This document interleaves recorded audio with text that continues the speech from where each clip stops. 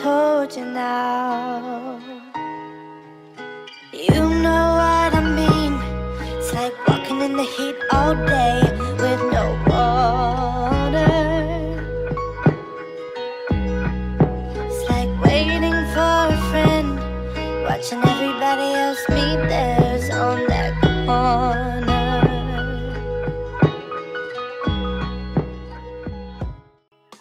I ain't even gonna lie, y'all. I am so very scared right now. I had no idea where he was taking me, but wherever it was, he was not waiting another day for me to give him what he feels is his to take. Man, my mouth has really gotten me into trouble. He had been so patient with me, although there wasn't a night that wouldn't pass that I didn't have to tell him I just wasn't ready. Sometimes he would have a look in his face, as if he was getting ready to die or something. But I knew better. Thanks to my crazy health teacher, Mrs. Mackey. She was crazy as a soup sandwich, y'all, during my sophomore year. She said that if a boy tells you he's going to die, don't believe him. She said he'll be right as rain in a few minutes. The night of my 20th birthday, Lyon and I had been sitting on the couch laughing at King, who was chasing his tail.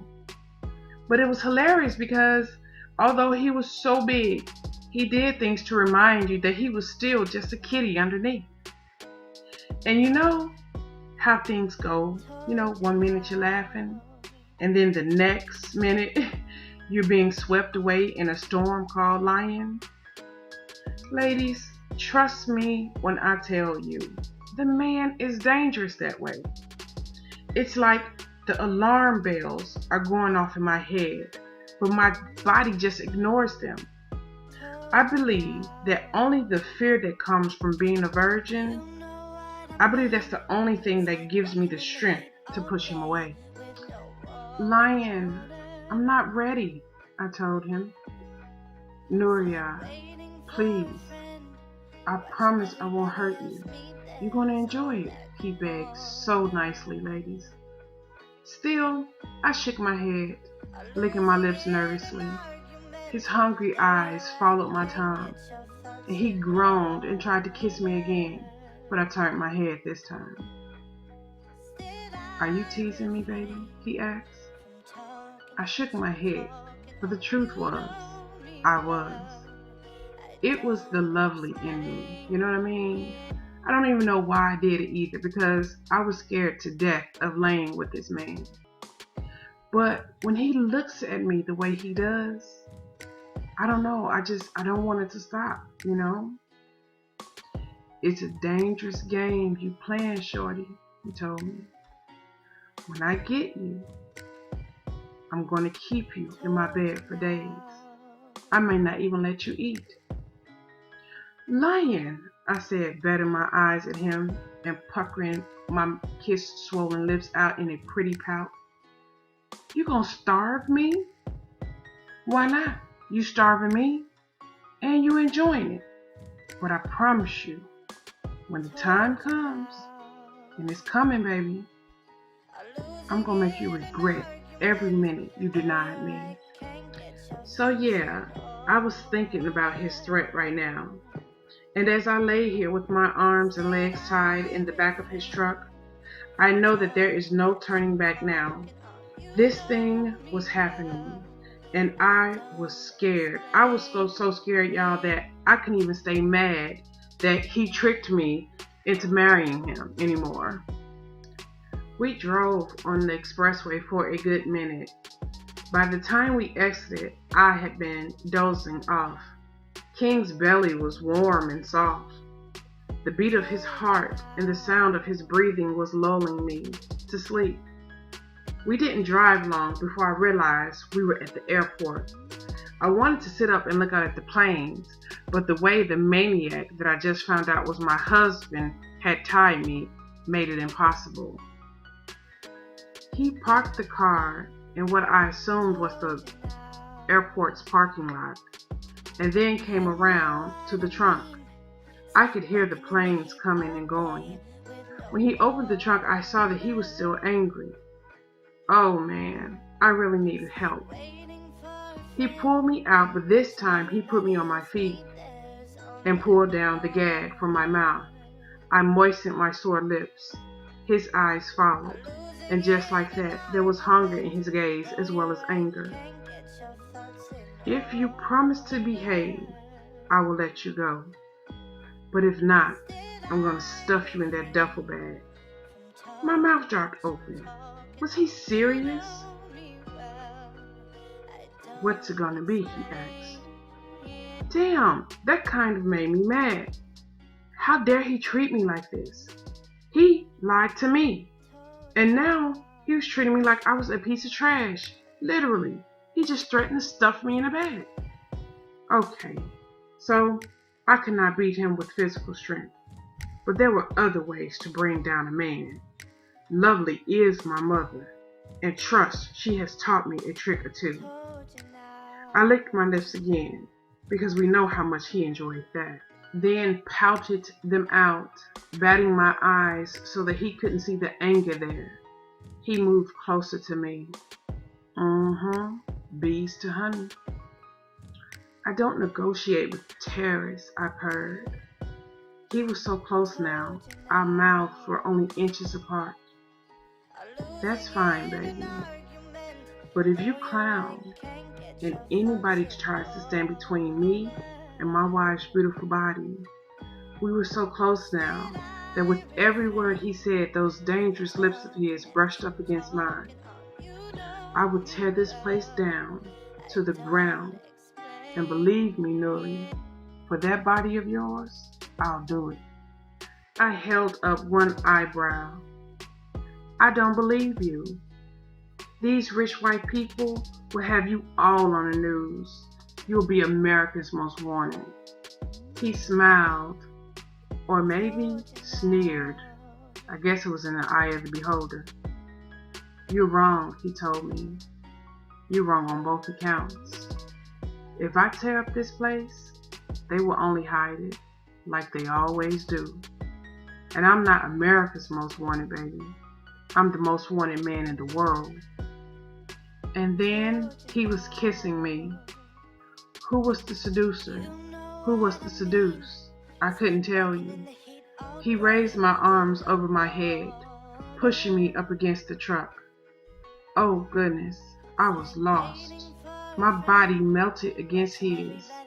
It wasn't until he pulled back that I realized my hands were free and wrapped around his neck with my fingers buried into his locks. Dad, see what I mean? Dangerous. Come on, we gotta go. He knelt down, taking the rope that was tied around my ankles in both hands, and as easy as one would break a blade of grass, he broke the rope. He picked it up and the one he had somehow taken off my wrists and threw them both in the back of the truck. Why? I asked him. Why what? Why would they hide it if you tore up the airport? Because they don't want Bruce to know what they are capable of doing. I thought about that. I thought about his words. Did he mean that all Hebrew men were capable of having the strength he had? If that was, in fact, the case, I guess that is information that one's enemy would want to keep hidden from you. Out, King, he said, as the big cat rose and easily jumped to the ground. It was truly amazing how trained he was. For a wild animal, it was impressive. King obeyed Lyon, and only Lyon, to the T.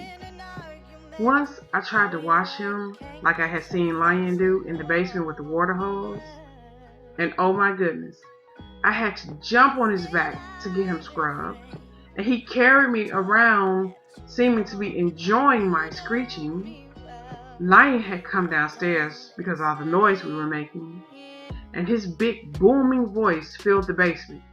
King, sit! And just like that, bath time was a breeze. Anyway, after getting my suitcase out of the truck, and locking it up, he grabbed my hand, and as we turned, a shiny black limousine came to stop in front of us. Lyon, the handsome man that came to speak to him that day, bringing him news that caused the light to come out of Lyon's eyes, said as he stepped out of the limo. Now about that light, from my reading, my scriptural reading, I truly believe that light is called the Ruach HaKodesh. Anyway, I'll tell y'all about that later.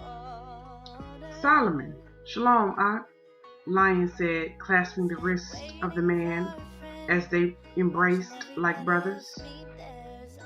And this must be the famous lady that managed to tame a lion, he said, looking at me, taking my hand in his. I started to open my mouth and tell him I had been tricked, but this time I saw the muscle begin to tick in Lyon's jaw, and I thought better of it. Hi, I said. I don't know about taming him. He's still pretty wild to me. Nuria, this is Solomon, my brother in Messiah and my attorney, Lyon said, introducing us. Wow, so this is the man that had worked Lyon's case over 10 years ago. Solomon, although very handsome, was clearly older than Lyon. Pleased to meet you, I told him. Okay, well, hop in, guys, and we will have my driver take you to the plane. I didn't want to appear ghetto in front of Lyon's attorney, although he's black. He had an air about him that screamed old money. He didn't look like the type that would not only befriend Lyon, but be a brother to him. He was very polished and sophisticated, not the hood type. So I was trying not to gawk at his limo, this being my first time in one and all. But man, it was nice. There was a full bar, a little TV that had the stock market playing on it with the sound turned down. Even the leather of the seats smelled expensive. How's the kid? Lyon asked. Who? Gideon? Lyon nodded. Solomon chuckled. Believe it or not, man, he's giving me a harder time than even you gave me. Sophia, she took real good care of him. Had his body back 100% in no time. But boy, he is stubborn. Were you able to get his sentence reduced? Lyon asked. Yeah, but not by much. He's still going to have to serve about 10. I can get him out there in about 8. Gideon. That name sounded familiar to me. Gideon. Where did I know that name from? Even that night when Lyon was mumbling his name in the tub, I know that name from somewhere. But I have to keep a closer eye on him, Solomon continued.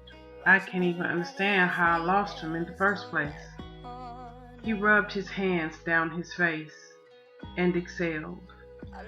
Don't beat yourself up, Ike. You do good work, and what you do for the people is priceless.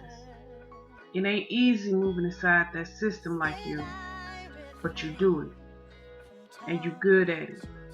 If not for you, I'd still be 60 levels underground, stuck in that hell. Okay, now that was interesting. Solomon sat forward on his seat, across from us. Man, I'm getting tired, and there's no one to continue the work after me. Speaking of which, how's little Solomon? Lyon asked, with a smile on his face. Well, for one thing, he ain't little no more. The boy's standing taller than me.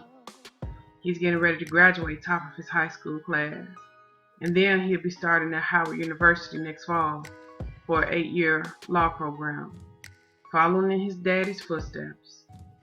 He said that like it was a bad thing. You should be proud of him, right?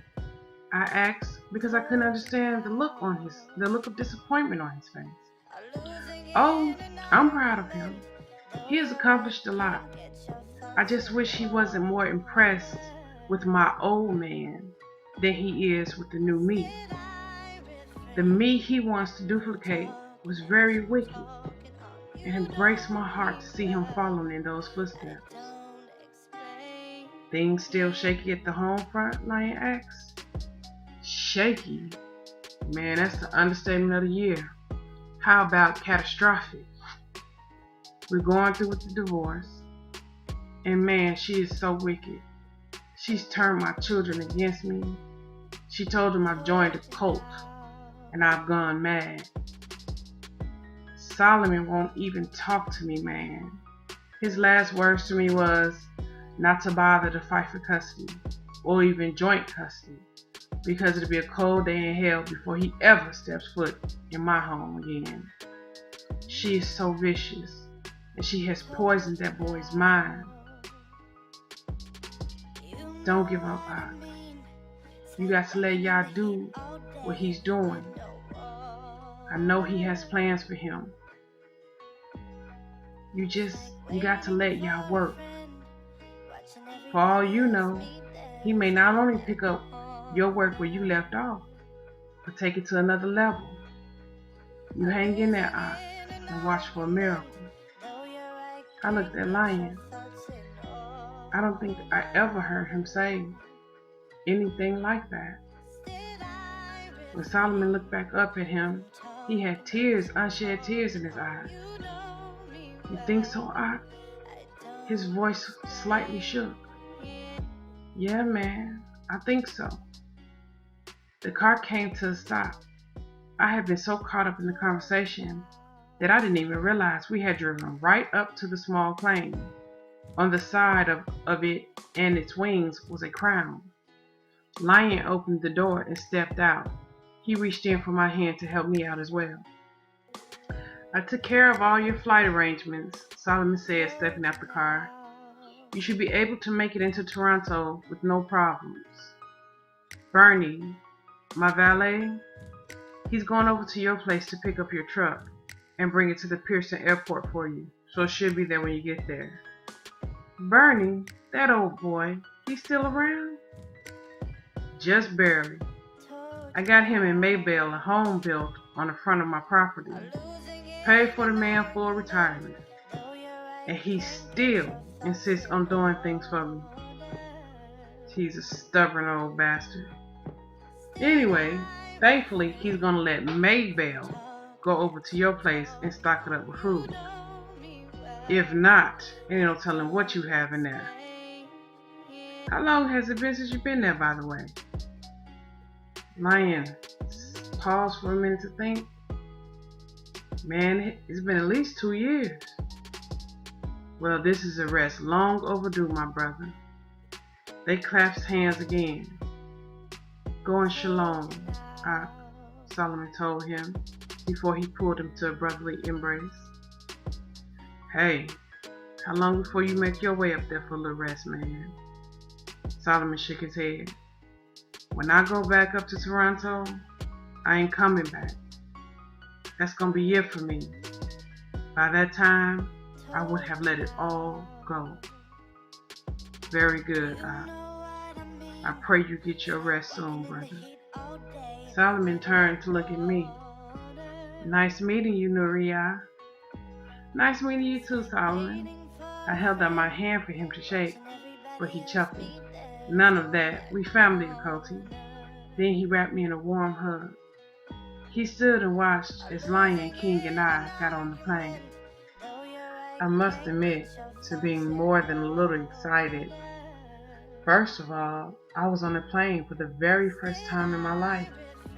And second of all, and another first, I was actually leaving Chicago.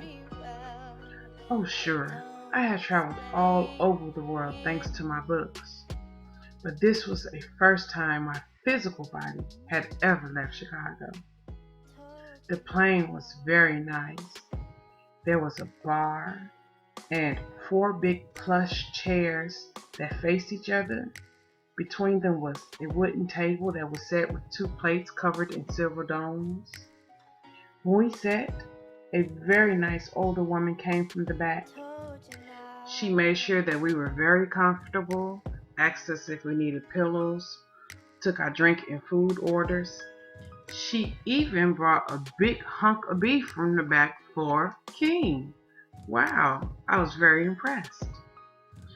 When the engine started, something came to me that maybe, possibly, I was afraid, this being my first time and all. Come here, Nuria, Lyon said, holding his hand out for me. I didn't hesitate. I unbuckled my seatbelt and crossed to him. He pulled me down in his lap, where I buried my face in his neck. The plane was making all kinds of loud, scary noises. Then I thought about the fact that I was going to be way up in the air in a man-made contraption, and I was finding it hard to breathe. Then the plane moved. Lyon, I clutched his shirt that covered his chest. Shh, baby, this is a breeze. And wait till you see my place. Now, it ain't nothing compared to Solomon's, but it's my own little piece of paradise. In the winter, the ground in the lake is covered with snow, and in the summer the grass is green, so very green. I come up here when I just need to get away. Lyon, tell me a story. He paused so long that I didn't think he would, but then he began to speak. Long, long time ago, a woman was standing at a bus stop in the middle of a very cold Chicago winter. It was very early in the morning because she worked the first shift at Fanny's Diner, and she had to be there to open the restaurant and get it prepared for a 7 a.m. start time. She walked to the curb to see if she could see the bus coming, but it was snowing so bad she couldn't see but a short distance in front of her. When she turned to walk back to the bench, there was a man sitting there, a homeless man with no shoes on his feet. The woman felt so bad for him that she started to cry as she dug in her purse for her last $20. Here, sir, she said to him, giving him the money. Please get some shoes. It's so cold out here. She took the scarf off her neck and she knelt down and began to wrap his feet with it. And the whole time the man said nothing. He just watched her. When she was done, he put his hand on her shoulder before she could stand back up. You're going to have a child, a son. While you carry him in your womb, you do not eat anything of the grape or from the grape. Don't drink any alcohol of any kind. Don't put any unclean foods into your body. And as the boy grows, teach him the same until it becomes a part of him. He has work to do, but he has to keep his vessel clean by any means. When he let her go, she stumbled to her feet while putting her hand on her stomach, because you see, just that morning, she had learned she would in fact conceive. When she turned around, the bus was pulling up. It opened its doors and a warm breeze embraced her. As she stepped on the bus, she turned her head to look at the old homeless man, but he was gone. That woman, Nuri, was my mother.